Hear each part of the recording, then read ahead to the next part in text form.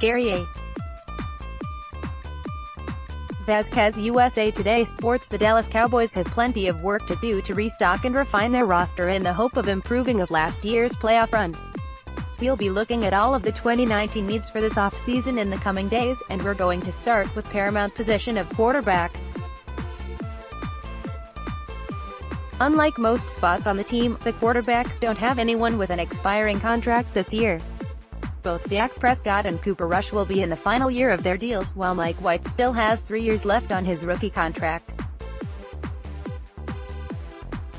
Despite this, Prescott's contract is still one of the hottest issues the Cowboys face this offseason. They must decide if they want to go ahead and lock him up now to a long-term extension, or wait and see how Dak performs in his 4th season. It's a real dilemma for Dallas. On the one hand, Prescott already has 2 Pro Bowls, 2 division titles, and all winning seasons on his 3-year resume. However, he's also had ongoing accuracy issues and problems with consistent productivity in an increasingly pass-focused league. Given what he's already accomplished, Dak can command a pretty sizable contract in current negotiations. Just within the week, he's already commented on not planning to give the Cowboys a discount in his next deal. If Dallas waits another year, then they risk that price tag going up.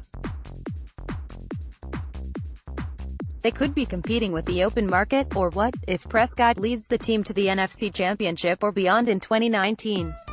If Dak's camp is already going to be aggressive in contract negotiations this year, then there's a case to be made for just waiting.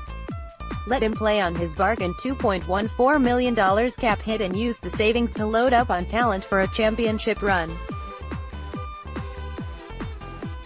The team will still have resources to re-sign Prescott in 2020, or even franchise tag him, if that's their choice. Dallas Cowboys QB Mike White. However that situation goes, we know that Dak is the starter in 2019. But even though Cooper Rush and Mike White are both due to return next season, should the Cowboys be satisfied with that QB depth chart?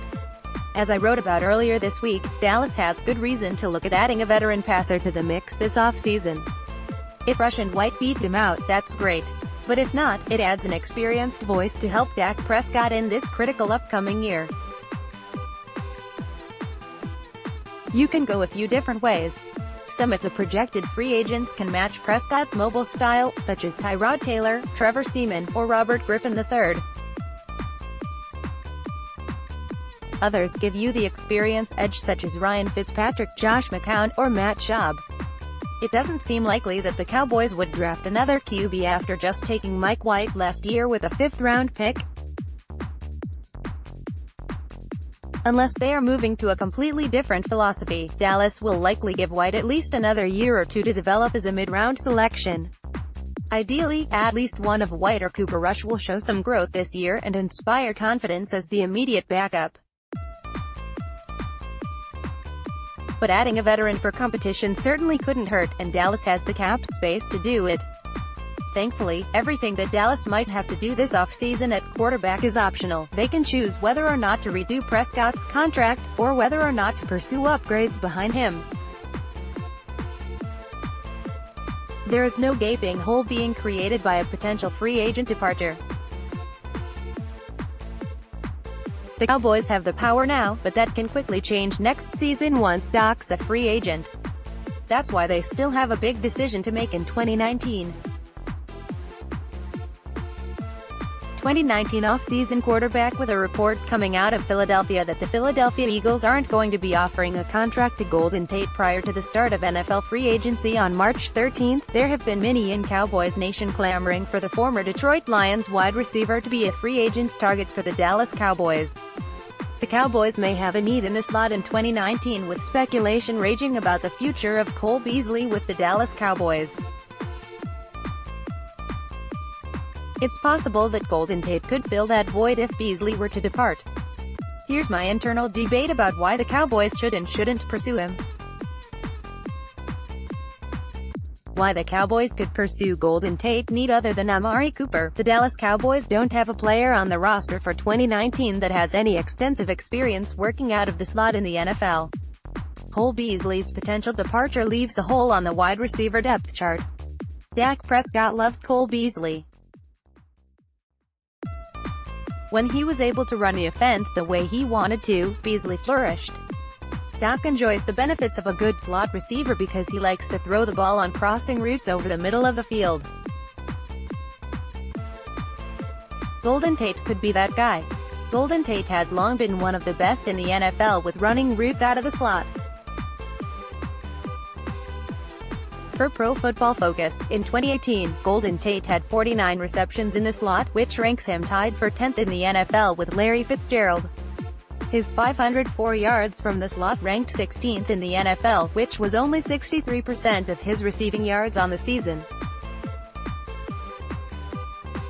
On the season, he had 3 of his 7 touchdowns in the slot, good for 16th in the NFL. Productive as I mentioned above, Tate has been one of the best slot receivers in the NFL, and has also been effective on the outside as well. Prior to this last season where he was traded mid-season from Detroit to Philadelphia, Tate had recorded 90-catch seasons in each of the previous 4 seasons. With Detroit those 4 years, he had at least 1,000 yards and he's averaged 4.2 receiving touchdowns since his second year in Seattle. Golden Tate's price point could drop heading into free agency. He was supposed to be a player that helped Philadelphia get over the hump in the NFC East, but he didn't work out. There's a good chance that Tate finds the market for his services to be pretty shallow given this is a decent draft for slot wide receivers. NFL teams could opt to draft an Andy Isabella or Deebo Samuel in the 2nd or 3rd round as opposed to pay Tate for 2 to 3 years in the twilight of his career. Why the Cowboys won't pursue Golden Tate age. The Dallas Cowboys aren't typically a team that is going to pay an aging player. If Cole Beasley doesn't resign a deal with the Dallas Cowboys, it won't be because of the money or the opportunity, it will be because Dallas declined to pay age. Golden Tate will turn 31 in August as he enters his 10th season in the NFL. Tate has now played 137 games.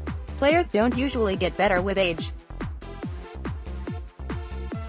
Free agency and the draft. As I mentioned above, this is a decent draft class for wide receivers, especially those who operate or could operate in the slot. The Dallas Cowboys have shown for much of the last decade that their preferred avenue of team building is through the draft. They'd rather take a guy like Isabella or Samuel in the 2nd or 3rd round and have his rights on a rookie deal for the next 4 years. Golden Tate doesn't fit the Cowboys' free agency MO. When they pursue players in free agency, it's the young players with a solid to elite trait that have yet to prove themselves, or it's the veteran who has had some nice years in the NFL that's in their mid-20s that is coming off of a down year. Like Allen Hurns. If the Cowboys are going to go into free agency to replace their star slot receiver, it's going to be with someone who is younger and may not be as proven as Beasley or Tate. In summary, the Dallas Cowboys aren't going to target Golden Tate in free agency. Why do that when they could resign a player they like and know in Cole Beasley or draft someone and have them under team control on a rookie contract for the next 4 years? There are a lot of players who have done a lot in this league that are going to be released or not extended in the next few weeks. Some of them should be names of interest to the Dallas Cowboys, but many of them will be just names. Free agency is less than a month away, so make sure you continue to come by InsideTheStar.com for all the latest on Cowboys free agency. The Dallas Cowboys have several difficult decisions to make in the offseason, and one of those is what to do with their all-pro and often injured linebacker Sean Lee. A source tells it The Athletic DFW Sean Lee expects to play in 2019. Lee is scheduled to make $7 million base salary. When the 2018 season ended, Lee wanted to talk with family regarding his future. Now we know what he wants to do. Lee, long considered one of the best linebackers in the NFL, has regularly struggled to staunch healthy, including a 2018 campaign that saw Jimmy take a backseat to emerging players like Jalen Smith and rookie sensation Leighton Vander Esch. According to OverTheCap.com, Lee is slated to have a cap hit of just over $10 million this season. The Cowboys, if they were to release him, could save a little more than $7 million in this year's cap while accumulating just over $3 million in dead money toward this year's cap. Lee was limited to just 7 games in 2018 and was held out down the stretch. This after only playing in 11 games in 2017. During that 2017, the Dallas Cowboys were terrible on defense when Sean Lee sat out due to injury, but were able to flip the script in 2018. The Cowboys first signed Joe Thomas to provide depth at the linebacker position. Then they drafted Leighton Vander Esch with the 19th overall pick in the first round. Both of those players played significant roles throughout the season and have relegated Lee, who will be 33 years old in July, to being a cap casualty. The Cowboys will head into the offseason knowing that Jalen Smith is their middle linebacker and Vander Esch is their weak side linebacker for the 2019 season. Joe Thomas will be back and continues to provide depth, backing up at a couple of spots. Damian Wilson is a free agent, but could be back depending on the money as he provides valuable, though limited snaps at strong side linebacker. Sean Lee has been a great player for the Cowboys when he's been available. 2018 was really the only time in his career that his injuries looked to catch up with him. Even when deemed healthy, he didn't look like the same player he had been earlier in his career. As he should, he'll explore his options in free agency and could be an option for a contender that could use a veteran presence like Lee at a relatively cheap rate. Someone like the Kansas City Chiefs, Pittsburgh Steelers, or the New England Patriots could give Lee a limited role, which would allow him to be effective at his advanced playing age. It seems almost a foregone conclusion that if Lee plays in 2019, it won't be for the Dallas Cowboys. It's a tough business. As we've seen with DeMarco Murray, Tony Romo, Dez Bryant, and Jason Witten, the end of a tenure with a franchise comes to every one of our favorite players, and sadly, it seems that time has come for Sean Lee. Richard Maxson, USA Today Sports. In just a little over a month, a new league year and the start of NFL free agency will be upon us. Even before then, teams will start making decisions on their own free agents and identifying their biggest roster needs. The 2019 Dallas Cowboys will be looking to fill out their depth chart and build on their playoff appearance this season. I thought we'd strip things down to the most basic level. If the Cowboys had to play next year with only the guys currently under contract, what would that team look like? Where would the biggest strengths and weaknesses in the roster be? Obviously, that won't happen. Dallas will re-sign some of their own free agents, bring in a few others, and add a new crop of rookies from the 2019 draft. But this exercise helps us to see what the biggest off-season priorities are. As a reminder, here's the list of the players whose contracts expired in 2018. Dallas Cowboys 2019 free agents: DeMarcus Lawrence Wr, Cole Beasley DL, David Irving Wr, Tavon Austin LSLP, Ladu Surtate, Jeff Swaim LB, Damian Wilson FB, Jamize Olawale ADT, Daniel Ross exclusive rights DT, Karan Rito T, Cameron Fleming RB, Rod Smith LB, Justin March, Laylard Dedatwan Jones G, C, Marcus Martin S, Darian Thompson restricted. For those players, only Jones, Martin, and Swaim, injured reserve, were not on the 53-man roster at the end of 2018. That means 13 of our most recent depth chart members, nearly a quarter of the group that played in the Cowboys' last game, are not under contract for next year. So again, what would it look like if Dallas didn't re-sign these guys or add any additional talent this offseason? Let's start with the offense. Based only on players currently under contract for 2019 and beyond, here's what the offensive depth chart would look like. Before we go further, one name you might notice missing here is Wr Allen Hurns. That is because the 2019 portion of his contract is actually a team option year, and Dallas has yet to exercise that option. Technically, until they do, Hurns is also set to be a free agent this offseason. What are the biggest issues in the depth chart above? The most glaring loss would seem to be at receiver, with the absences of Hurns, Cole Beasley, and Tavon Austin thinning out the depth chart quite a bit. Would the Cowboys really be interested in playing next year, having to rely heavily on Noah Brown, or even Terrence Williams, as a third man? You also have to be concerned about your RB depth. Darius Jackson has flashed things at times but has been floating around the league for 3 years now. Rod Smith was more than just a reliable backup, he also was one of your top players on the special teams coverage groups. What's more, with fullback vacant, Smythe could have stepped into that role as well. Dallas didn't get much out of Jamize Olawale in 2018, but you still need a guy for certain packages and situations. Lastly, your backup defensive tackle has to be a concern. I threw Stanton's name in there as one of a few names signed to the roster, but there is no swing tackle in that mix who inspires confidence right now. Re-signing Cam Fleming or finding a suitable replacement should be a major off-season priority. So yeah, there are some holes to fill on offense. But the real problems for the team are on the other side of the ball. The starting lineup doesn't sound terrible on paper. After all, minus DeMarcus Lawrence, that's about the same crew you had last year. But we've seen what life is like without a top pass rusher, and the Cowboys' defense would quickly fall from grace without Tank, or someone else on his level. The biggest depth problems are at DT and LB.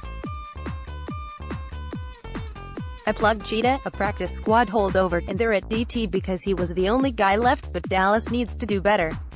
I also included Ross because he's an exclusive rights free agent and was a solid player last year, so it's a virtual lock that Dallas will be bringing him back. Still, it's not a deep group. And it's the same group that got run all over by the Rams in the playoff loss. Ideally, the Cowboys will be making a real investment in the position and bumping Collins or Woods into a rotation role. At linebacker, Shinley is still under contract for now, but that isn't likely to stand. He's one of the easy salary cap casualties to project given his diminished role and high cap hit. But with Damian Wilson also a free agent, that would even further drain an already thin group. If the Cowboys really want to make a championship push in 2019, they have to do some real work here. They need to get better in the interior defensive line and in the backfield, hopefully turning guys like Maliek Collins and Jeff Heath into primary reserves instead of starters. Don't forget about special teams this offseason either. Dallas could stand to upgrade from Brett Maher's 80% accuracy on field goals, and long snapper LP Laducer as a free agent. Thankfully, the Cowboys have loads of cap space to work with and a solid foundation carried over from last year's playoff team.